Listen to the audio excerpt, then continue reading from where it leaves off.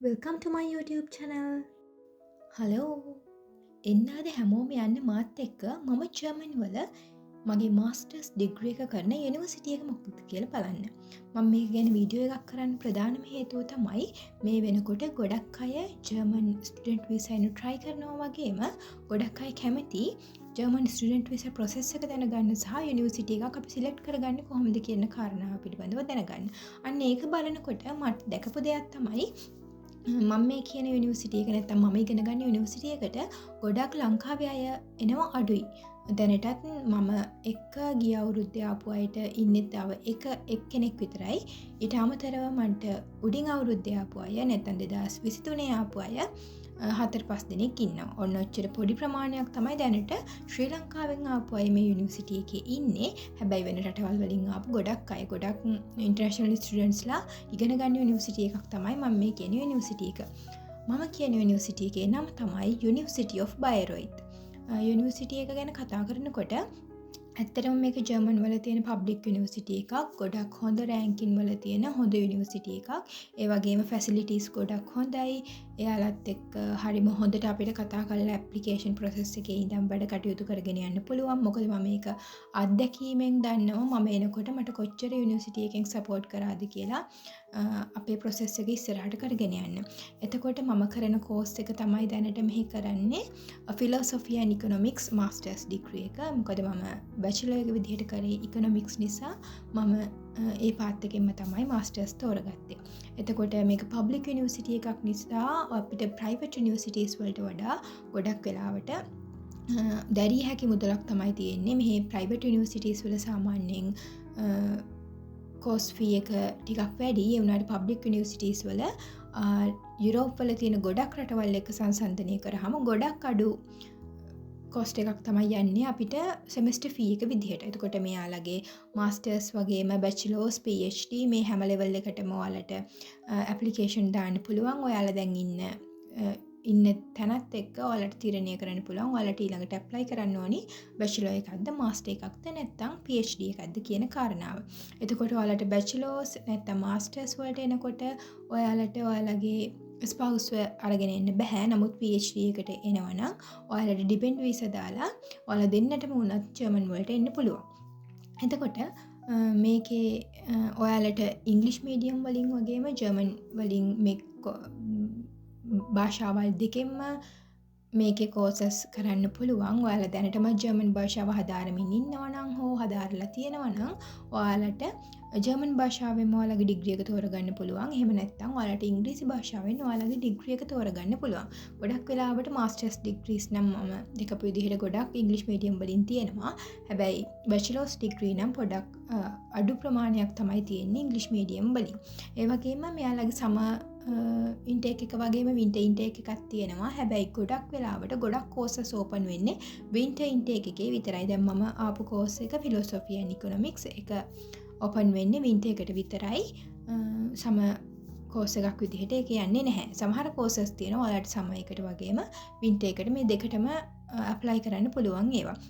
එතකොට මේකේ course fees එක ගැන කතා කරනකොට ඒක තමයි කෝස් ෆී එක තමයි ගොඩක් අයට වැදගත්ම කාරණාව වෙන්නේ. මට මම එනකොට යුනිවර්සිටි එකේ කෝස් ෆී එක උනේ යුරෝ 148යි. මං දන්න විදිහට දැන් වෙනකොට ඒක යුරෝ 160ක් 168ක් වගේ වෙලා තියෙනවා. ඒකෙනුත් සෙමෙස්ටර් ෆී එක උනේ යුරෝ 74ක් තමයි සෙමෙස්ටර් ෆී එක විදිහට ගෙවන්න ඕනේ. ලංකාවේ මුදලින් නම් මං හිතන්නේ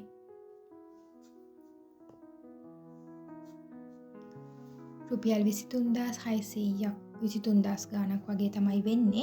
එතකොට ඔයාලගේ සෙමෙස්ටර් ෆී එක 74ක් වුණාම ඉතුරු ගාණ යන්නේ ඔයාලට ට්‍රැවල් ෆී එක විදිහට. මෙහි ආවට පස්සේ ඔයාලගේ ID එකෙන් ඔයාලට පුළුවන් මුළු සිටි එකේම ෆ්‍රී ට්‍රැවල් කරන්න. ඔයාලා ටිකට් එකක් හරි නැත්නම් මාසෙකට අවුරුද්දකට ඒ විදිහට ටිකට් එකක් ගන්න ඕනේ නැහැ. ඔයාලගේ ID එකෙන් ඔයාලට පුළුවන් ඔයාලගේ බස් එකේ ට්‍රේන් එකේ මේ ඕනි පොදු ප්‍රවාහන සේවයේ ගමන් කරන්න. එතකොට දැන් වෙනකොට ඒක යුරෝ 168ක් වෙලා තියෙනවා. ඒ කියන්නේ සාමාන්‍යයෙන් ගත්තාම රුපියල් වලින් 50000ක් විතර තමයි වෙන්නේ. දැන් වෙනකොටත් මේ යුනිවර්සිටි එකේ සෙමස්ටර් ෆී එක සෙමස්ටර් එකකට ඔයා ගෙවන්න ඕනේ යුරෝ 168ක් වගේ මුදලක් විතරයි. එතකොට අනිත් යුනිවර්සිටිස් නැත්නම් අනිත් රටවල් වල කොස්ට් එකත් එක්ක බලනකොට ගොඩාක්ම අඩු කොස්ට් එකක් තමයි අපි යුනිවර්සිටි ෆී එක විදිහට ගෙවන්න ඕනේ. එතකොට ඇප්ලිකේෂන් ප්‍රොසෙස් එක ගැන කියනකොට මට මතක විදිහට මෙයාලගේ වින්ටර් සෙමස්ටර් එකේ ඇප්ලිකේෂන් ක්ලෝස් වෙන්නේ නැත්නම් ඩෙඩ්ලයින් එක තියෙන ජූනි 15. ජූනි 15ට කලින් ඔයාලට පුළුවන් ඇප්ලිකේෂන් දාන්න. මම මෙහි යුනිවර්සිටිස් 3කට 4කට වගේ ඇප්ලයි කරා. ඒ ඇප්ලයි කරනකොට මට මතක විදිහට ජූනි 13 14 වගේ තමයි මම වයරොයිත් වලට ඇප්ලයි කරේ. මට ඇප්ලයි කරලා හරියටම දවස් 2කින් වගේ යුනිවර්සිටි ඔෆර් ලෙටර් එක ලැබුණා. යුනිවර්සිටි එකෙන් ඔෆර් එක ලැබුණා. එතකොට තව ප්‍රධාන දෙයක් තමයි මෙහි සාමාන්‍යයෙන් ඇප්ලිකේෂන් ප්‍රොසෙස් එක කොටස් දෙකකට වෙනවා. ඒ කියන්නේ සමහර යුනිවර්සිටිස් වලට අපිට පුළුවන් ඩිරෙක්ට් ඇප්ලයි කරන්න. අපිටම කෙලින්ම ඇප්ලයි කරන්න පුළුවන් අපේ ඩොකියුමන්ට් අප්ලෝඩ් කරලා. සමහර යුනිවර්සිටිස් තියෙනවා අපිට යුනි ඇසිස්ට් කියන එයාලා through තමයි ඇප්ලයි කරන්න ඕනි. ඊටත් අමතරව තියෙනවා සමහර වෙලාවට අපි යුනි ඇසිස්ට් ලගෙන් VPD ඩොකියුමන්ට් එක ඉල්ලගෙන අපිට පුළුවන් එක යුනිවර්සිටි එකට සෙන්ඩ් කරන්න. කොහොම වුණත් මගේ කෝස් එකට මට VPD එකක් දෙන්න ඕනේ. VPD ඩොකියුමන්ට් එක අවශ්‍ය වුණෙත් නැහැ. ඒ වගේම මට යුනි ඇසිස්ට් හරහා ඇප්ලයි කරන්න ඕනෙත් නැහැ. මම ඩිරෙක්ට් තමයි යුනිවර්සිටි එකට ඇප්ලයි කරේ. එතකොට ඊළඟට වැදගත්ම දේ තමයි ඔයාලා කරන්නේ ඉංග්‍රීසි මීඩියම් වලින් නම් කෝස් එක. මගේ කෝස් එකට මම කියන්නම් මගේ කෝස් එකට කොහොමද IELTS නැත්නම් ඔයාලට ලැන්ග්වේජ් සර්ටිෆිකේට් එකක් ඉෂුව කරන්න වෙනවා දෙන්න වෙනවා. එතකොට IELTS නම් 6.5 තමයි required ස්කෝර් එක විදිහට තියෙන්නේ. මං එනකොට ඒක ඊට වඩා අඩු ස්කෝර් එකක් තිබ්බේ. මට මතක විදිහට B2 level එක උනාට 6 වගේ තමයි ඉල්ලලා තිබ්බේ. උනාට මේ අවුරුද්දේ ඉඳලා 6.5 ඉල්ලලා තියෙනවා IELTS වලට. ඒ වගේම ඔයාලා ජර්මන් කරනවා නම් ජර්මන් වලින් level එක ස්කෝර් එක දෙන්න ඕනි. ඒ වගේම සමහර වෙලාවට එක කෝස් එකෙන් කෝස් එකට මේ IELTS වල මේ ස්කෝර් එක වෙනස් වෙන වෙලාවල් තියෙනවා. සමහර කෝස් වලට C1 ඉල්ලන වෙලාවලුත් තියෙනවා. ඒක නිසා ඔයාලා බලන්න ඕනි ඔයාලගේ කෝස් එකට ගිහිල්ලා ඔයාලගේ කෝස් එකට කොච්චරක් මේ රික්වයර්ඩ් කරලා තියෙනවද කියලා IELTS. එහෙන් බලලා ඔයාලට පුළුවන් තාමත් ඔයාලට කල් තියෙනවා මේ වින්ටර් ඉන්ටේක් එකට 2025 වින්ටර් ඉන්ටේක් එකට ඔයාලගේ ඇප්ලිකේෂන් එක University of Bayreuth වලට දාන්න. ගොඩක් අය මේක ඇප්ලිකේෂන් දාන්න නැති නිසා තමයි මං හිතුවේ ඔයාලට හොඳ ඔපචුනිටි එකක් වෙයි, හොඳ යුනිවර්සිටි එකක් වෙයි. ඔයාලා try කරලා බලන්න. යුනිවර්සිටි එකේ ෆැසිලිටිස් ඒ දේවල් වල කිසිම ප්‍රශ්නයක් නැහැ. සාමාන්‍යයෙන් හොඳම තත්ත්වයේ තියෙන යුනිවර්සිටි එකක්.